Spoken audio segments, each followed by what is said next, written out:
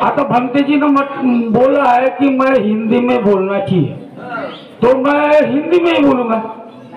तो भंते जी ने बोला है कि आप भाई तुम कल्याण मित्र नहीं हो, तर मी सांगतो माझ्या जसं भंतेजीची आई धम्मिक होती, भंतेजीची आई धम्मिक होती, तिने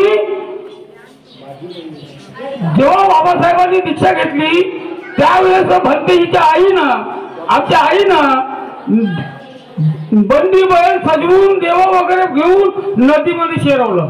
माझा वडील काय करत होता त्यावेळेस बाबासाहेबांनी दीक्षा घेतली होती। आषाढी पौर्णिमा म्हणतो ना, आषाढी पौर्णिमेच्या दिवशी मी लहान होतो, माझा बाप गुरुपांमध्ये होता बाप, तो माझा वडील कोंबडी घे आणि कोंबडीला पाणी मारायला लावे, मला मी पाणी मारो तो मी मारे, मग कोंबडीला झाडा दिला आषाढी पौर्णिमेच्या दिवशी, ज्या दिवशी प्रथम धम्मचक्र प्रवर्तन भगवान बुद्धाने केलं आहे ना, तो गुरु पौर्णिमा आषाढी पौर्णिमा म्हणतो, त्या दिवशी माझ्या वडील कोंबडी घ्यायला त्याने झाडा मारला, तो दर्गा होता आमच्या इथं, झाडा मारला तर मग तो मला पाय पकडायला लावे आणि मी पाय पकडो आणि तो मुंडी पकडून कचकन कापे आणि मग पुऱ्या पहिले हाताचे पहिले आबाई आई बनवे आणि मला चारे बा मी एकटाच नांद्या होतो आणि मी जसा जसा मोठा झालो हे करत गेलो त्याच्या हातानं दरवर्षी, पण जसा जसा मी मोठा झालो तसा तसा मग मला समजायला लागलं, रे बाबा साहब ने तो अपने को ऐसा बताया, बाबा साहब ने ऐसा बताया, हमने ऐसा ही करना चाहिए।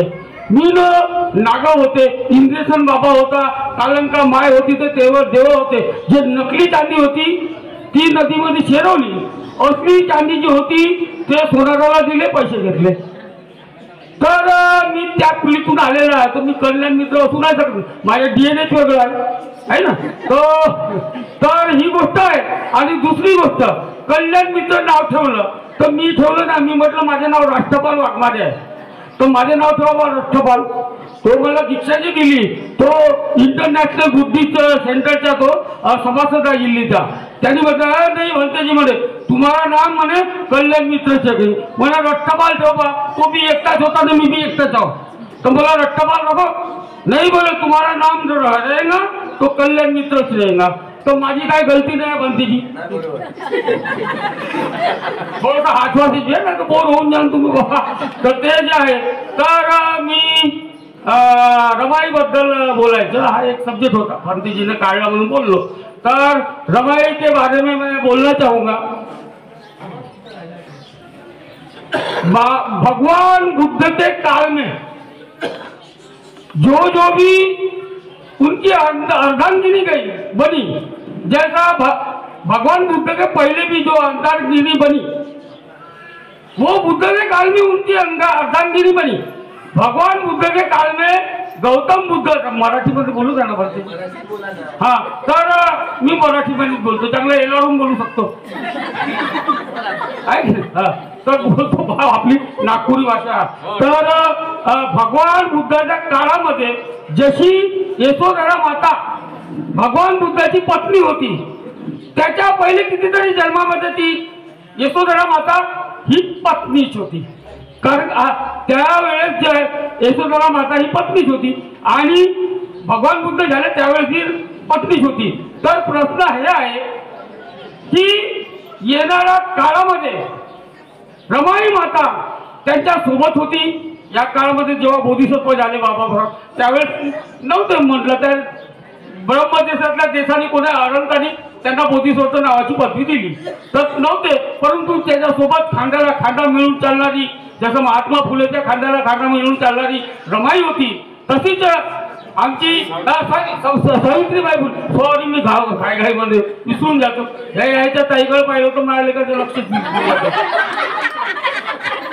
तर ती रमाई आई या काळामध्ये बहुत हाल प्रत्येक लई कष्ट करून गोऱ्या थापून आपला उदरनिर्वाह करून पैसे मी पाठवायची, पैसे पाठवत तर पैसे जमा करायची, बाबासाहेबाला पुस्तकं घ्यायला पैसे द्यायची, एवढं कठीण परिस्थितीमध्ये तिने जीवन काढलं। तर आता येणाऱ्या काळामध्ये भगवान बुद्धाने सांगितलं, मेरे जाने के बाद में जो बुद्ध आएगा, जो बुद्ध येईल तो मैत्री बुद्ध असणार. आणि आमच्या आदरणीय भंतीजीनुसार ते सांगितलं त्यांनी की बाबासाहेब आंबेडकर हे तीक्ष्ण देव लोकांमध्ये आहेत. तुषित मी तीक्ष्ण सांगतो लोकांना संदेशामध्ये काय करा. सॉरी भंतेजी, हा तुषिता देव लोकांमध्ये आहे आणि त्याचे नाव आहे सुदर्शन. आणि जेव्हा मैत्री बुद्ध होती, कारण का बोधिसत्वाचे प्रमोशन जे आहे, जसं थेरो महाथेरो आमच्यामध्ये आहे ना, मी कल्ले मित्र मी नाव, आता एक बी डुबकी नाही मारली. ज्यावेळेस मी अस्थि आणली होती रामटेकमध्ये, मी रामटेकला असतो, रामटेकमध्ये अस्थि आणली त्यावेळेस तिथे जो भंतेजी आले होते श्रीलंकाचे, ज्यांनी अस्थि आणले ते स्वतः पण न हा तेवढं ओळखतो कोण किती पाण्यामध्ये आहे ते मला समजते, परंतु ते स्वतः पण नव्हते. म्हणजे तुमच्या मनामध्ये आता काय सुरू आहे ते ओळखून घेतात स्वतः पण.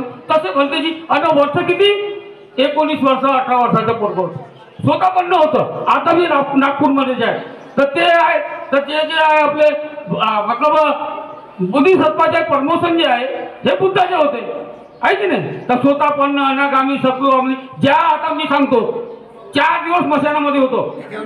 नाही बोलत त्याच्यावर नाही. ते अनागामी सत्पुरुषागामी आणि स्वतः पण हे झालेले आहेत आणि मरता ते अनंत होतील. कारण आपण म्हणतो ना एच बुद्ध अतीताच एच बुद्ध अनागता पशु पन्नाचे हे बुद्ध अंग वंदामी सभ्यता. पहिले मी बुद्ध झाले, आता मी बुद्ध झाले आणि भविष्यामध्ये मी बुद्ध होतील आहे ना. आता कोण आहे ज्याला थोडंसं टावर आहे त्याला समजते, मी समजतो. मी म्हटलं तर मला रागवतील बा, म्हणून मी काय बोलत नाही, मैं चूप राहूंगा. आम्ही नाव नाही घेतलं भंतेजी, परंतु पुण्यात म्हणून नाव नाही घेतलं तर मला रागावलं होतं बस. तर कोण आहे ज्यांना टावर आहे, जसं शिलानंद भंतेजी बांगलादेशामध्ये आहेत, ते अनंत आहेत, जगजाहीर आहेत इंडियामध्ये बी. त्यांनी सांगितलं एका जणाले म्हणजे इंडिया में अनंत कोण आहे, तर त्यांनी सांगितलं है ना आपके इंडिया में, आपके विदर्भ में है म्हणे. तर तुम्ही बा समजा ज्याला टावर आहे ते समजते. अच्छा असू द्या, आता रमायचं. आता येणाऱ्या काळामध्ये जे मैत्री बुद्ध होणार, आता बुद्ध शासन येणार आहे, येणारा काळ बुद्ध शासन येणार आहे आणि येणाऱ्या काळामध्ये जे मैत्री बुद्ध होतील त्याची जीवन संगीती जी राहणार ती मातोश्री रमाईच राहणार आहे. एवढं मोठं जे आहे त्याच्या कार्याचं जे आहे काही ऐरा गैरा नसतो. खैराची पत्नी ते त्या जन्मातली या जन्मामध्ये येऊ नाही शकत, कारण की तिने तसं ते केलेलं तिचे कार्य आहे, त्या कार्यानुसार तिला जे फळ भेटणार आहे आणि ते त्याची अर्धागिरीच राहणार आहे. मी जास्त बोलीन आता भंतेजी बोलतील, मी काय बोलत नाही बा. आणि तुम्ही 3 वेळा साधू म्हणा आणि संपवतो असं आहे बा. आता भंतेजी काय फोन देतो, माझे गुरु आहेत आदरणीय. साधू साधू साधू कल्याण मेत्ता.